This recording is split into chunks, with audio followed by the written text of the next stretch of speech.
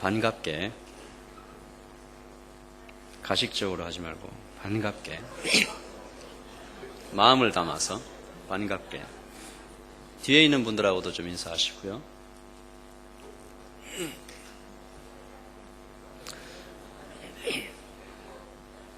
여러분, 저기 감기 조심하셔야 됩니다. 예, 제가 어제 그 하누리교회 찬양인도자들이랑 리트릿을 보배신투에서 했는데, 그 찬양인도자 1부부터 3부까지, 4부는 아닌 것 같은데 1부부터 3부까지 다 감기에 걸린 거예요. 다 몸살이 걸리셔가지고 4부는 젊어서 안 걸렸나 생각하는데, 여기도 이제 오늘도 몇 분 감기 걸리셔서 못 오신 분들도 있고, 감기 조심하시고 힘내십시오. 감기 걸리려고 할 때, 감기 이제 걸릴랑 말랑 할 때는 소금물로 목을 이렇게 가글 하고 자면 효과가 있습니다. 진짜예요. 자, 우리 말씀 같이 보도록 하겠습니다. 베드로전서 2장 9절입니다. 같이 읽죠. 시작. 오직 너희는 택하신 족속이요 왕같은 제사장들이요 거룩한 나라요 그의 소유된 백성이니 이는 너희를 어두운 데서 불러내어 그의 기이한 빛에 들어가게 하신 자의 아름다운 덕을 선전하게 하려 하심이라. 아멘. 좀 긴데 옆에 있는 분들에게 축복하십시다. 똑같은 말로. 시작. 오직 너는 택하신 족속이고 넌 왕같은 제사장이야. 거룩한 나라고 소유된 백성인데 이는 너를 어두운 데서 불러내서 하나님의 기이한 빛에 들어가게 하신 자의 아름다운 덕을 선전하게 하려 하심이야. 감동의 눈빛이 흐르지 않는데 얼마나 좋은 말씀이에요. 당신은 택하신 그리고 거룩한 나라고 하나님께서. 오늘 이 말씀을 통해서 우리가 함께 나눌 설교의 제목은 그리스도의 세 가지 직업입니다. 원래 웨스트민스터 소요리 문답에서는 직분이라고 되어 있는데 제가 좀 의도를 가지고 직업이라는 말로 좀 바꿨어요. 지난주 주제를 좀 같이 나누죠. 하나님이 선택하신 자를 구속할 자는 누구십니까? Who is the redeemer of God's elect? 하나님께서 선택하신 자를 구속할 자, 그 구속자는 누구십니까? 지난주 설교의 질문이었고요. 이 대답이 뭡니까? 한 문장으로 해보시죠. 시작. 오직 주 예수 그리스도. 이게 지난주 설교의 핵심이었잖아요. 근데 이 쉬운 걸 내가 지나다니다가 형제 자매들한테 지난주 설교에, 지난주라고도 안 했어요. 그날, 그 당일날. 그날 설교 마치고 1시간도 안 됐는데, 이 설교의 주제가 뭐냐라고 하니까 모르는 거예요.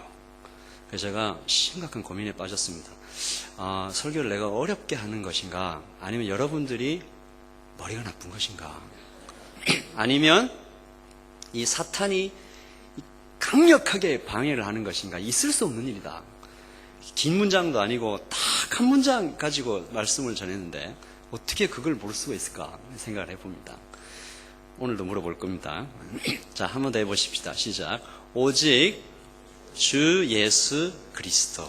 풀로 읽어보죠. 시작. 하나님의 선택하신 자의 유일한 구속자는 주 예수 그리스도이신데 그는 영원하신 하나님의 아들로서 사람이 되어 그렇게 계셨고 그때부터 앞으로도 계속 하나님이시면서 사람이십니다. 두 구별되는 본성과 한 위격으로 영원히. 주라는 말은 하나님을 뜻한다고 그랬고요. 예수는 사람, 그리스도는 뭐죠? 기름 부음 받은 자.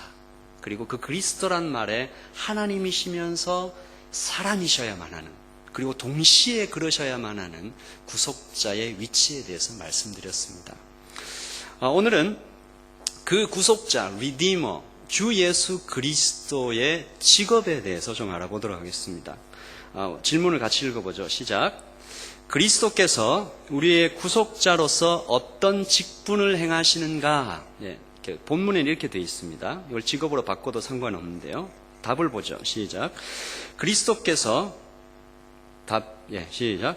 그리스도께서 우리의 구속자로서 선지자와 제사장과 왕의 직분을 행하시되 낮아지고 높아지신 두 상태에서 하십니다. 자, 한 번 더 읽어봅시다. 시작.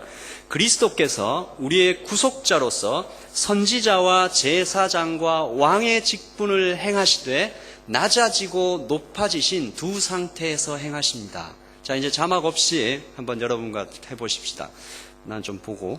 자, 시작. 그리스도께서 우리의 구속자로서 선지자와 제사장과 왕의 직분을 행하시되 낮아지고 높아지신 두 상태에서 행하십니다. 옆에 사람과 한번 해보세요. 시작. 그리스도께서 우리의 구속자로서 선지자와 제사장과 왕의 직분을 행하시되 낮아지고 높아지신 두 상태에서 행하십니다. 예, 1, 2부 대표 한 명씩 해볼까요? 네, 안 하도록 하겠습니다. 자, 여기서 직분이라고 번역된 영어 단어가 오피스예요. 아까 영어로 보셨죠? 이 오피스라는 말은 라틴어 오피시움에서 온 말인데 일을 뜻하는 오피라는 말과 뭐뭇을 하다, 만들다라는 뜻의 파시오가 합쳐진 말이에요. 그래서 일을 완성하다라는 뜻으로 얘기하는 거죠. 그래서 이 오피스라는 말은 직분이라고도 말할 수 있지만 일을 완성하는 직업이라고도 얘기할 수 있습니다. 오늘 이 웨스턴 소요리 문답 23번째 질문에서 그리스도께서 우리의 구속자의 이 위대한 일을 행하실 때 어떤 직업을 가지고 어떤 직분을 가지고 일하시는가, 어떤 그 직분을 가지고 우리를 구원하셨는가라는 질문입니다. 그래서 제가 여기다 직업이라고 썼는데 예수 그리스도의 직업 이러니까 여러분 뭐가 떠올라요? 제일 먼저 목수가 떠오르죠. 목수. 나는 예수님의 직업이 목수였다는 사실을 처음 들어봅니다. 난 태어나서 처음 들어봅니다. 이런 분도 있으실 거예요. 손 들어보라고는 안 하겠어요? 그러니까 예수 그리스도의 직업 이러면 우리는 이제 처음으로 목수 이렇게 떠올라요. 그리고 이제 이런 말도 떠올라. 좀 거룩하지 않은 것 같다. 직업이라는 말과 어떻게 그 하나님이신 예수님의 좀 안 어울린다라는 말을 생각하는데요. 사실 직업이라는 말이 굉장히 거룩한 말입니다. 오늘 저는 이 말씀의 주제이기도 하지만 이 단어를 가지고도 여러분이 참 깊은 교훈을 좀 받았으면 좋겠어요. 이 직업이라는 말을 뜻하는 영어 단어 중에 vocation이라는 말이 있죠. 알고 계시죠? 이 vocation이라는 말이 어원이 vocasio에서 온 말이에요. 근데 vocatio라는 말은 부르다라는 뜻이에요. 그 보컬이라는 거 아시죠, 여러분? 노래하는 사람. 이 보컬도 같은 어원에서 나온 말인데 vocatio 하면 부르다는 말인데요. 누가 불렀겠어요? 하나님이 불렀다는 얘기죠. 이 단어를 처음으로 썼던 그 중세 시대, 그 라틴어를 쓰던 그 시대에서는요, 직업을 신이 하나님이 특별히 불러서 맡긴 것이라고 인식을 했어요. 이것은 성경에서도 이렇게 말합니다. 창세기 2장 15절에 하나님께서 아담을 불러셔서 이렇게 얘기하시죠. 여호와 하나님이 그 사람을 이끌어 에덴 동산에 두어 그것을 경작하며 지키게 하시고, 이때 사용됐던 영어 단어가 work and take care of it. 그러니까 하나님께서 사람에게 일을 주실 때 이 굉장히 거룩한 거예요. 하나님께서 부르셔서 맡기셨다라는 거죠. 그런데 언제부턴가 이 vocation이라는 말이 잘 사용되지 않고 뭘로 바뀝니까? occupation으로 바뀝니다. 이 occupation은 occupy, 차지하다, 빼앗다, 움켜쥐다, 내 소유를 가지다. 돈을 벌기 위한 수단으로 이 직업이라는 이 단어가 의미가 뚝 떨어진 거예요.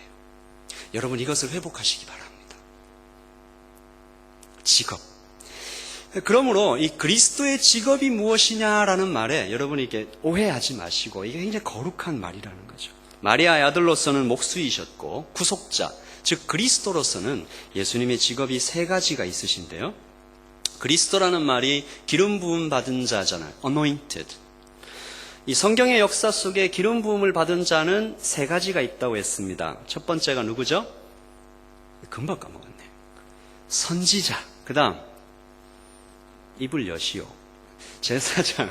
그리고 마지막으로 왕. 한번 더 해봅시다. 시작. 선지자, 제사장, 왕. 이렇습니다. 선지자는 prophet이라고 얘기하는데, 여러분 이 prophet이라는 단어는 이 prediction이 아니에요. 물론 이제 그것을 포함하죠. 미리 앞일을 이렇게 너는 이게 진짜가 아니에요. 그러니까 너는 쟤랑 결혼할 것이다. 이런 거 얘기하는 거 아니란 얘기지. 이름을 얘기하려다가 이상하게 될 것이다. 어쨌든 이제 그런 것을 포함하지만 선지자의 원래 뜻은 이런 것입니다. 하나님의 말씀을 받아서 하나님의 뜻을 알아서 그것을 사람들에게 전달하는 사람. 이것을 선지자라고 얘기해요. 그리고 제사장은 제사와 예배를 통해서 죄를 씻어주는 거죠. 그러므로 하나님과 사람 사이의 중간에 서서 이 사람의 죄를 대신 하나님 용서해 주십시오라고 제사 드리는 사람입니다. 왕은 어떤 일을 합니까? 세상을 통치하고 정복하지요. 하나님께서 아담을 창조하실 때 이 첫 번째 아담, 에덴 동산에 있는 이 아담은요, 선지자이며 제사장이며 왕이었어요. 하나님께서 그 아담에게 이 모든 직분을 완전하게 주셨어요.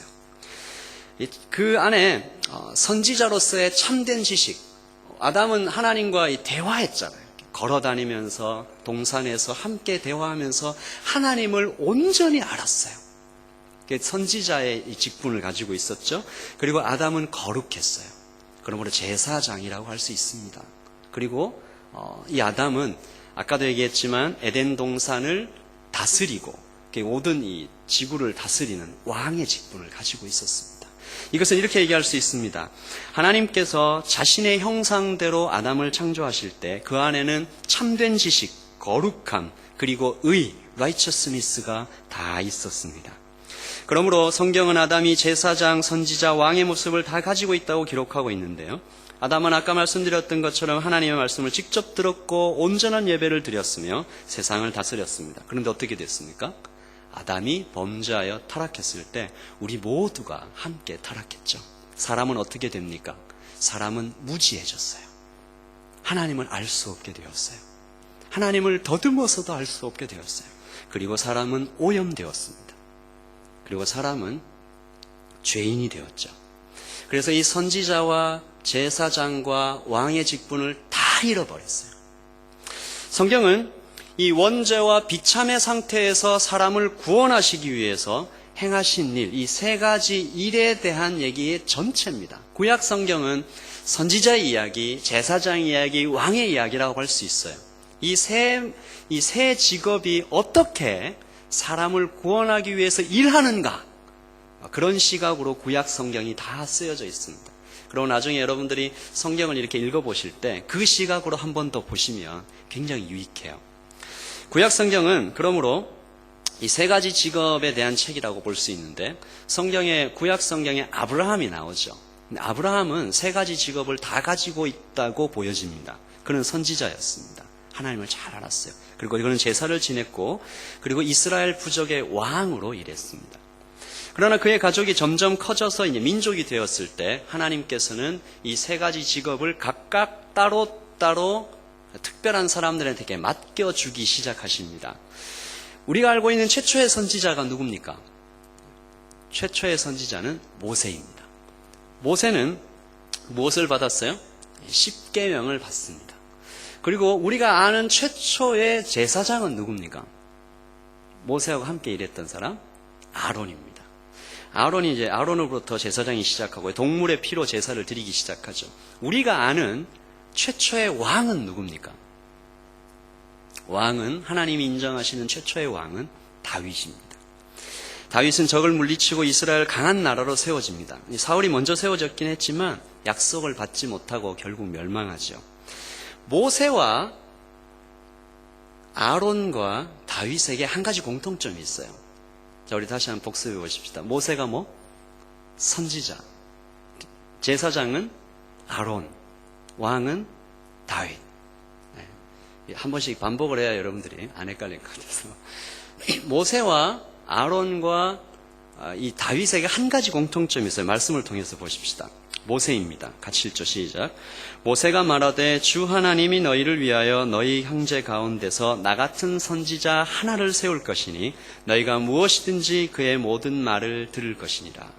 여기에 나와 같은 선지자 하나를 세울 것이다. 한 위대한 선지자가 곧 올 것이다. 자, 아론입니다. 아론에게 한 말이죠. 시작. 내가 나를 위하여 충실한 제사장을 일으키리니 그 사람은 내 마음 내 뜻대로 행할 것이라. 내가 그를 위하여 견고한 집을 세우리니 그가 나의 기름 부음을 받은 자 앞에서 영구히 행하리라. 한 충실한 제사장이 올 것이다 라고 이야기하죠. 다윗입니다. 시작.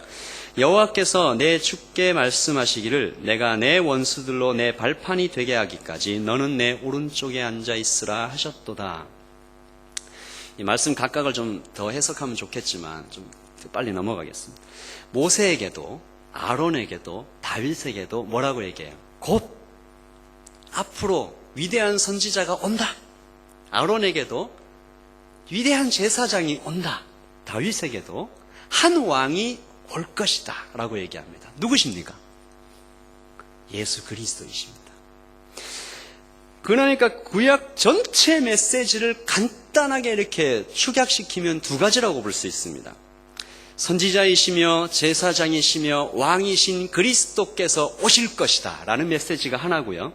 두 번째는 그때까지 너희는 선지자에게서 하나님의 말씀을 들어라. 제사장에게서 너희의 죄를 깨끗이 씻어라. 그리고 왕이 너희를 다스릴 것이다. 이 두 가지의 얘기가 구약성경 전체의 메시지라고 할 수 있습니다. 모세를 통해서 선지자의 계보가 시작되고 쭉 이어집니다. 성경에 많은 선지자가 나옵니다. 그리고 아론으로 시작해서 아론과 그의 가족부터 제사장들이 쭉 이어집니다. 그리고 다윗으로부터 시작해서 많은 왕들이 일어났다 사라집니다. 우리 성경에 기록된 왕은 39명이 나오는데요. 그 중에 하늘에서 불이 내리게 한 엘리야, 사자굴에서 살아난 다니엘, 그 요나의 메시지를 듣고 니느웨 성을 구원한 요나, 아니죠. 하나님의 메시지를 듣고 니느웨 성을 구원한 요나.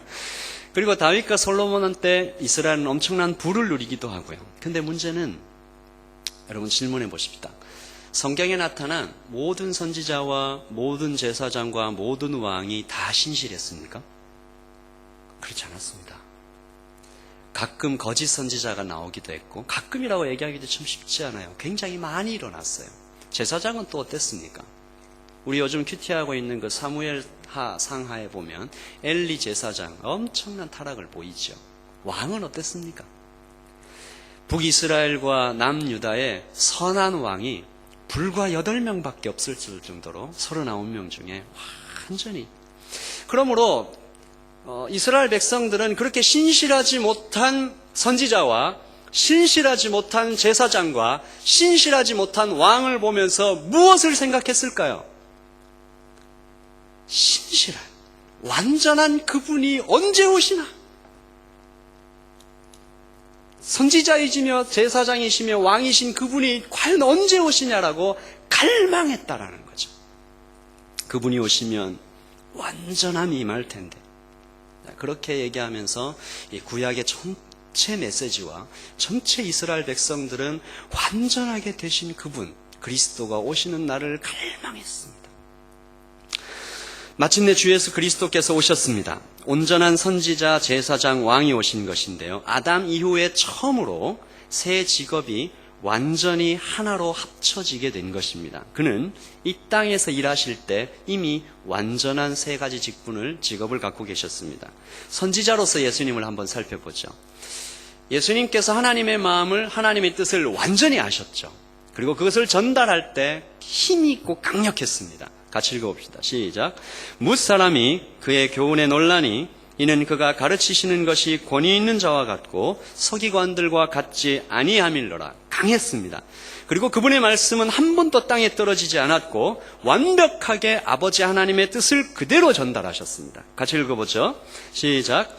내가 내 자유로 말한 것이 아니요 나를 보내신 아버지께서 나의 말할 것과 이룰 것을 친히 명령하여 주셨으니 그대로 받아서 말씀하셨다는 거죠. 그리고 그것과 뛰어넘어서 오히려 예수 그리스도 그분은 말씀 자신이었습니다. 말씀 자체였죠. 같이 읽어보십시다. 시작. 태초에 말씀이 계시니라. 이 말씀이 하나님과 함께 계셨으니 이 말씀은 곧 하나님이시니라. 예수님은 완전한 선지자이셨습니다. 제사장이셨습니다. 또한 사람의 죄를 대신하여 십자가에서 자신의 몸으로 단번에 제사를 드렸습니다. 우리 다시 따라하십시다. 단번에. 이게 굉장히 중요한 일입니다. 제사장들은 여러 번 제사를 드렸지만 예수님께서 단 한 번의 제사를 드렸죠. 같이 읽읍시다. 시작. 오직 그리스도는 죄를 위하여 한 영원한 제사를 드리시고 하나님 우편에 앉으사. 이게 제사장이셨습니다. 완벽한 그리고 유일한 그리고 단번에 영원한 제사를 예수님께서 드리셨죠. 왕이셨습니다.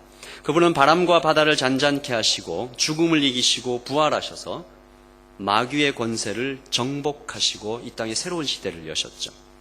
이렇게 예수님께서 이 땅에서 사역하실 때 그분은 온전히 선지자이셨고 제사장이셨고 왕이셨어요. 그런데 놀라운 것은 그분께서 이 땅에서만 그렇게 사역하시는 것이 아니라 지금 하늘나라에서도 동일하게 선지자, 제사장, 왕으로 일하고 계시다라는 거죠.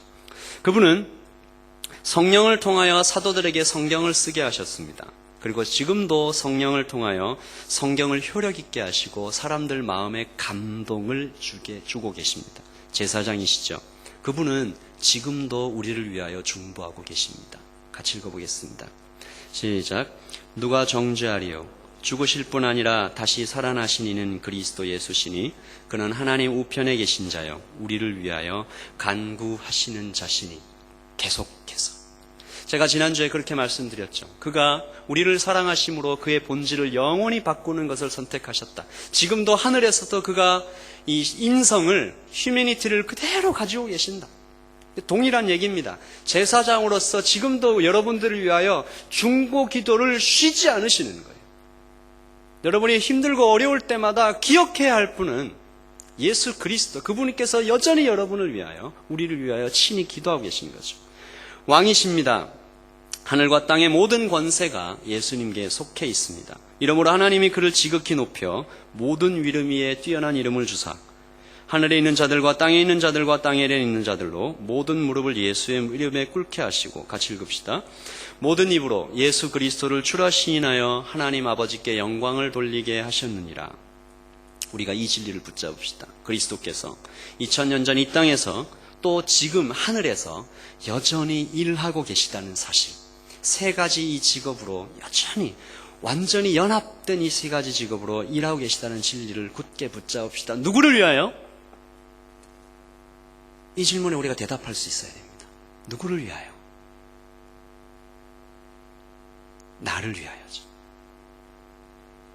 이것이 여러분에게 진정한 의미로 다가와야 합니다. 옆 사람을 위하여가 아니고 그저 이렇게 세상을 위하여 이렇게, 물론 그것도 맞습니다만 나를 위하여라고 여러분이 대답할 수 있어야 돼요. 이것이 우리에게 어떤 관계가 있느냐, 어떤 의미가 있느냐, 이 진리를 굳게 붙잡는 것이 어떤 우리에게 큰 의미가 있느냐, 이것을 우리가 좀 두 가지로 살펴보기를 원하는데, 첫 번째는 이것이 죄인에게, 성도 개개인에게 큰 의미가 있고, 두 번째는 교회에게 이것이 큰 의미가 있습니다. 첫 번째, 죄인입니다. 죄인은 반드시 예수님을 선지자로, 제사장으로, 왕으로 인정하고 그분과 만나야 합니다. 선지자로서의 예수님은, 그는 반드시 예수님께서 그리스도께서 유일한 구속자라는 사실과 자신이 죄의 비참에 속했다는 사실을 알아야 됩니다. 성경을 공부해야 합니다. 성경에 나와 있는 중요한 진리들을 깨달아 알아야 돼요.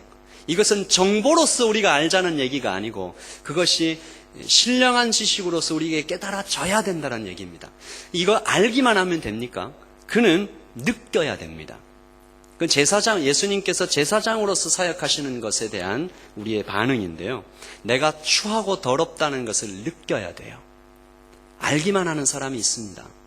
우리는 느껴야 돼요.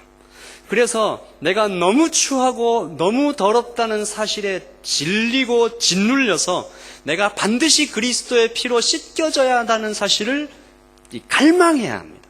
느껴야 돼요. 그리고 그리스도의 피가 그에게 적용되었을 때 그는 완전한 만족을 느낄 수 있어야 됩니다. 마지막으로 왕의 사역입니다.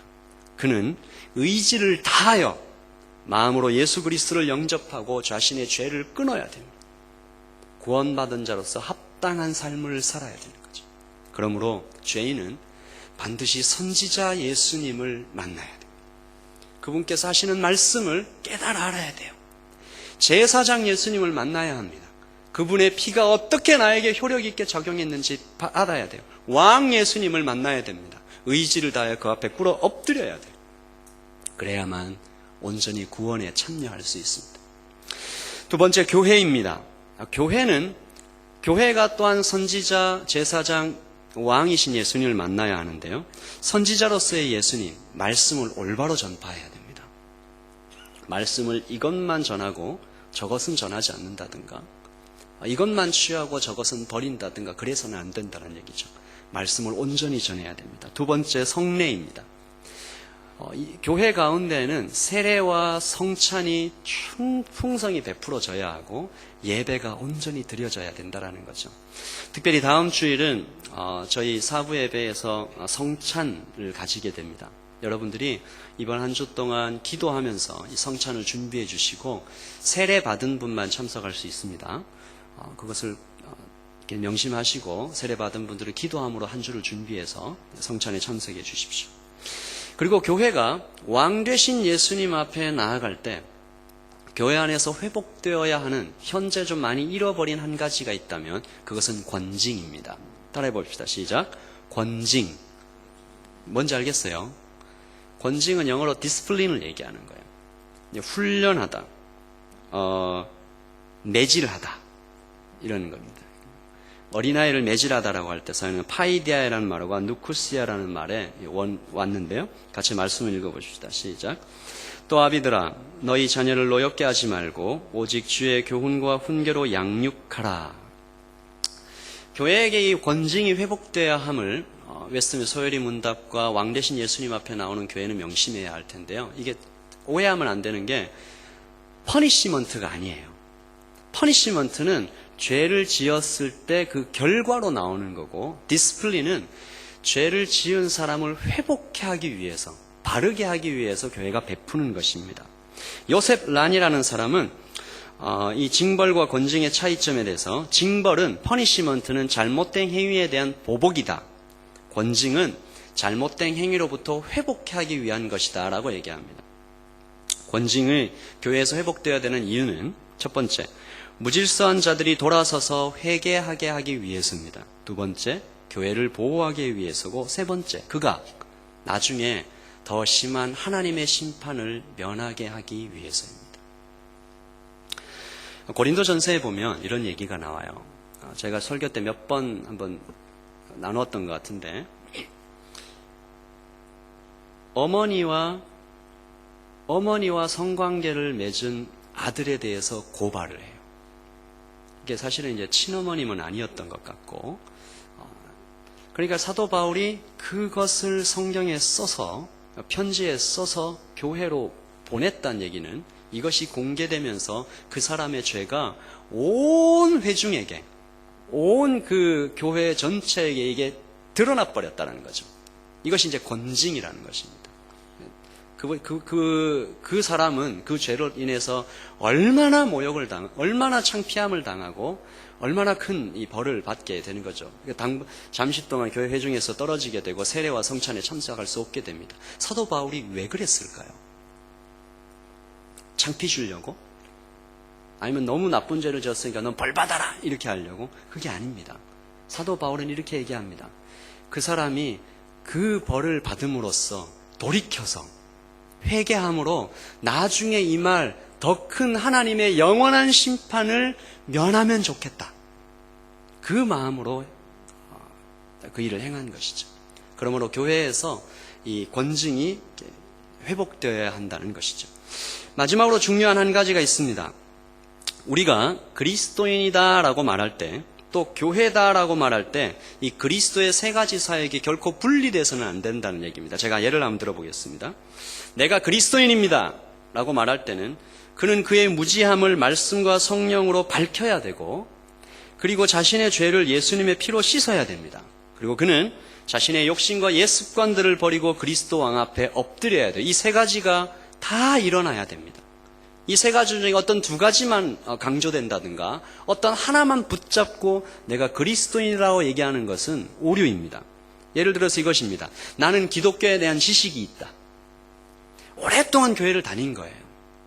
모태신앙이다라고 얘기하는 사람들이 있죠. 오랫동안 교회를 다녀서 그 교회의 문화와 그 교리와 이 어떤 진리들을, 그 지식들을 많이 알아요. 그러나 그가 그것만으로 그리스도인이 되었다라고 말할 수 없다라는 것입니다. 그는 제사장 예수님을 만나야 됩니다. 그는 느껴야 돼요. 그는 자신의 죄가 얼마나 비참하고 얼마나 무거운 것인지 느껴야 돼요. 그래서 그리스도의 피가 얼마나 나에게 간절히 필요한가 느껴야 되는 거죠. 그리고 왕 되신 예수님을 만나야 됩니다. 의지를 다하여 마음으로 내 죄를 끊고 주님 앞에 엎드려야 되는 거죠. 또한 이런 사람이 있습니다. 예배 드릴 때마다 뜨거운 감정과 눈물이 있어요. 막 정말 예배를 드릴 때는 정말 뜨겁게 드려요. 그런데 그 안에서 그 사람과 만나서 얘기를 해보면 그리스도에 대한 지식이 없어요. 성경을 펼치지 않아요. 제가 얘기한 지식은 다시 한번 얘기합니다. 정보를 얘기하는 게 아닙니다. 깨달아 아는 거예요. 그런 게 전혀 없고 또 마음을 다하여 그의 죄를 끊고자 하며 주님 앞에 엎드리는 그 의지도 없어. 그가 그리스도인인가? 또 이런 사람도 있겠죠. 내가 오늘부터 이것저것 끊고 옛 습관들을 다 끊고 이제 새롭게 살기로 했어. 그것이 어떤 사람한테 이런 것이 갑자기 툭 나오는 경우가 있어요. 그 사람에게 우리는 찬찬히 살펴봐야 돼요. 그 사람에게 과연 올바른 지식이 있는가? 그리고 그는 제사장 예수님을 만나서 뜨겁게 울었었는가? 그리고 예수 그리스도의 피가 그에게 효력 있게 적용됐을 때 그는 완전한 만족을 누렸는가? 그리고 그 과정들을 거쳐서 그는 주님 앞에 왕 되신 예수님 앞에 그의 생활을 끊겠다고 나온 건가? 아니면 그저 그냥 자기 힘으로 자기 결심으로 나 이제부터 새로운 삶 살 거예요. 그렇게 얘기했다는 것인가? 그런 것도 아니라는 거죠. 여러분 명심하십시오. 내가 그리스도인입니다 라고 말할 때는 선지자이신 예수님 만나야 되고요. 제사장이신 예수님, 왕 되신 예수님을 반드시 만나서 이 세 가지 사역이 그 직업이 여러분에게서 분리되면 안 돼요. 교회도 마찬가지입니다. 교회에게 말씀이 우리 교회는 말씀이 그냥 전파된다. 근데 예배가 죽어 있어. 세례도 안 해. 성찬도 안 해. 드라이해요. 뭔가 문제가 있다라는 거죠. 그리고 그 어떤 교회는 사회 참여를 열심히 합니다. 불쌍한 사람들을 막 도와줘요. 근데 깊이 들어가 보면 예수님에 대해서 정말 아무것도 모르고 기본적인 그 지식들이 없을 때 그 교회를 온전한 교회로 부를 수 있을까? 우리는 의심하지 않을 수가 없다는 거죠. 특별히 최근 교회에서 이 권징이 제대로 실행되지 않는 모습들을 많이 봅니다. 사람들이 상처받을까 봐. 물론 이제 사람들을 잘 돌보고 가는 것도 참 중요하지만 교회에서 왕 되신 예수님 앞에 우리가 온전히 서 있다면 그분께서 행하신 그 권징을 올바로 실행하는 것도 참 중요하다는 생각이 듭니다. 제가 최근에 읽고 있는 G.I. 윌리엄슨 목사님께서 이 예수님의 선지자 사역을 표로 그려놓으셨는데요. 한번 다시 보죠. 너무 작게 그렸는데 보이십니까? 부연 희끌무리하게 잘 안 보이는데 제가 한번 읽어드리겠습니다. 선지자, 제사장, 왕이시고요. 본래 인간 지혜로웠고 거룩했고 의가 있었는데 현재 인간은 무지해졌고 죄악에 가득 찼고 불의해졌습니다. Ignorance, sinful, injustice. 이스라엘 역사 가운데 선지자 모세, 제사장 아론, 다윗 왕, 그리고 예수 그리스도께서 하나님의 말씀 그대로 전하셨고 희생제물이 되셨고 왕의 왕이 되셨다. 죄인이 회심할 때 그의 지성, 인터랙트가 회복돼야 되고 그의 정, 그러니까 필링이 회복돼야 되며 그의 의지, 그의 윌이 회복돼야 된다. 참교회, 말씀과 세크라멘트, 성례와 권징, 디스플린이 회복돼야 된다는 것을 G.I. 윌리엄슨 목사님께서 설교를 잘 요약해 놓으셨습니다. 여러분도 이거 그림 잘 그려서 외우시길 바라고요. 나중에 물어볼 거예요. 오늘 설교를 마무리하면서 함석헌 씨가 쓴 시를 한번 같이 좀 나누기를 원합니다. 그대 그 사람을 가졌는가라는 시인데요. 같이 한번 읽어보죠. 시작. 말리길 나서는 길 처자를 내맡기며 맘 놓고 갈 만한 사람, 그 사람을 그대는 가졌는가. 온 세상 다 나를 버려 마음이 외로울 때도 저 맘이야 하고 믿어지는 그 사람을 그대는 가졌는가. 탔던 배 꺼지는 시간 구명대 서로 사양하며 너만은 제발 살아다오 할 그 사람을 그대는 가졌는가. 불의의 사형장에서 다 죽여도 너희 세상 빛을 위해 저만은 살려두거라 일러줄 그 사람을 그대는 가졌는가. 잊지 못할 이 세상을 놓고 떠나려 할 때 저 하나 있으니 하며 빙긋이 웃고 눈을 감을 그 사람을 그대는 가졌는가. 온 세상의 찬성보다도 아니하며 가만히 머리 흔들 그 한 얼굴 생각에 알뜰한 유혹 물리치게 되는 그 사람을 그대는 가졌는가. 제가 이 시를 떠올리게 되면서 이 사람에다가 교회를 한번 넣어봤어요. 온 세상 다 나를 버려 마음이 외로울 때도 저 맘이야 라고 믿어지는 그 교회, 그 성도를 그대는 가졌는가. 세상이 교회를 향하여, 세상이 성도를 향하여 이런 마음을 가져줄 수는 없을까? 탔던 배 꺼지는 시간 구명대를 서로 사양하며 너만은 좀 제발 살아달라. 이 세상을 위해서 당신은 좀 살아야 이 세상이 좀 빛나지 않겠냐. 우리 성도들이 그런 얘기를 좀 들으면 어떨까? 잊지 못할 이 세상을 놓고 떠나려고 할 때, 우리 지역에 그 교회에 있으니까, 그 교회에 있으니까 안심이 된다 라고 세상이 그렇게 말할 수 없을까? 온 세상이 찬성하는데 내 친구 그가, 아니 그 교회가 이것은 정의롭지 않다 라고 말할 그 얼굴이 생각이 나서 머리를 흔들게 될 그런 성도. 여러분의 친구들 가운데서 우리가 세상의 직업 현장에서 일할 때 여러분이 그런 사람이 될 수 없을까? 그런 생각을 해봤습니다.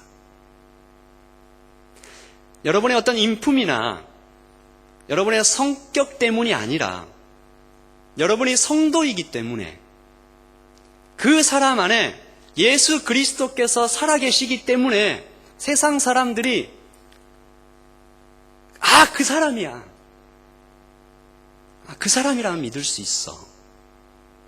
그러므로 우리가 선지자이신 예수님, 제사장이신 예수님, 왕이신 예수님 앞에 나와 그분을 만남과 동시에 그분을 마음에 모신 우리가 세상에게 선지자로 나타나야 될 필요가 있다라는 거죠. 세상에게 하나님의 뜻을 전달하는 사람으로 나타나야 될 필요가 있다는 것입니다. 세상에 대하여 세상과 하나님 사이에 서서 대신 죽어줄 사람으로 그렇게 나타나야 될 필요가 있다는 거예요. 세상에게 어떤 정복하고 이런 얘기를 하는 게 아니고요. 의로운 사람으로. 그 친구 앞에서는 내가 음담패설을 못하겠어. 그런 사람으로 우리가 세상 앞에 나타나야 될 필요가 있다는 것입니다. 그리고 그 세 가지가 우리 가운데서 분리되지 않고 나타나야 될 필요가 있다는 거예요. 여러분의 친구들은 여러분의 모습에서 선지자를 발견하고 있습니까? 여러분의 친구들은 여러분에게서 제사장의 모습을 발견하고 있는지요? 왕의 모습, 의로운 사람의 모습을 발견하고 있는지요? 교회는 어떻습니까?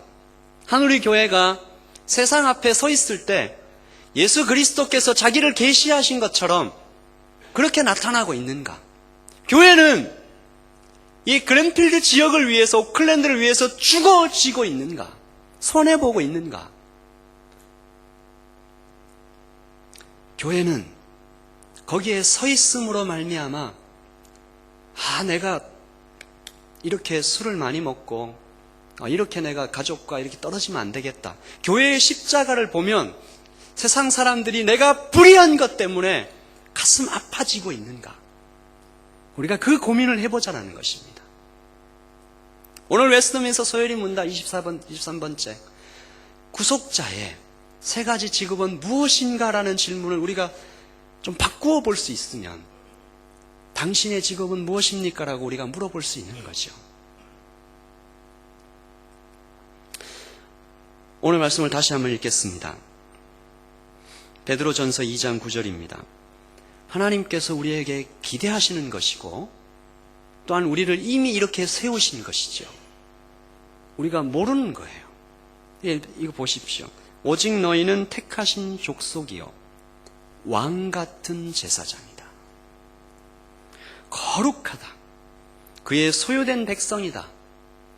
왕 같은 제사장, 왕으로 제사장으로 너를 불렀다. 이 목적이 뭐냐? 선지자가 되라고. 그의 기이한 빛에 들어가게 하신 아름다운 덕을 선전하게 하려 함이라. 당신이 그 자리에 서 있을 때 사람들이 예수님을 바라보게 하기 위해서 내가 너를 택했고 내가 너를 왕같은 제사장으로 세웠다. 그 얘기를 예수님께서는 하고 계신 것입니다. 여러분 함께 좀 결단하십시다. 내 안에 우리 먼저 예수님 앞에 서야 되겠죠. 선지자이신 예수님 우리가 먼저 만나십시다. 그래서 예수님께 기도하십시다. 예수님, 하나님의 뜻을 내가 온전히 알 수 있도록 성경을 굳게 붙잡게 해주십시오. 그리고 제사장이신 예수님을 만나십시다. 주님, 내 죄와 비참을 알게 해주세요. 그리고 그리스도의 십자가의 피가 나에게 얼마나 필요한지 절박하게 느끼게 해주세요. 그리고 그 피가 나에게 적용될 때 나는 완전한 만족을 내가 누리게 해주십시오. 왕 대신 예수님 앞에 나아가십시다. 내 의지를 다해, 마음을 다해, 죄와 싸우되 피 흘리기까지 싸우게 해주십시오. 그렇게 나아갈 때 우리는 세상에게 선지자로서, 제사장으로서, 왕으로 나타나는 거죠. 그래서 함석헌 씨의 시처럼 그대 그 사람을 가졌는가? 말리길 떠날 때 그 친구 같으면 내 처자식 맡겨놓고 갈 수 있어. 배가 꺼지는데 구명대 하나밖에 안 남았는데 내가 아니라 네가 살아야 세상이 더 아름다워질 것 같다. 그 사람이 여러분들이 되는 거죠. 어떤 친구가 불륜을 저지르려다가도 도둑질을 하려다가도 어떤 나쁜 짓을 하려다가 여러분의 얼굴이 딱 생각이 나면 그러면 안 되지. 여러분이 그런 소명을 가지고 사명을 가지고 이 땅에 서 있는 거예요. 우리 같이 한번 기도하십시다.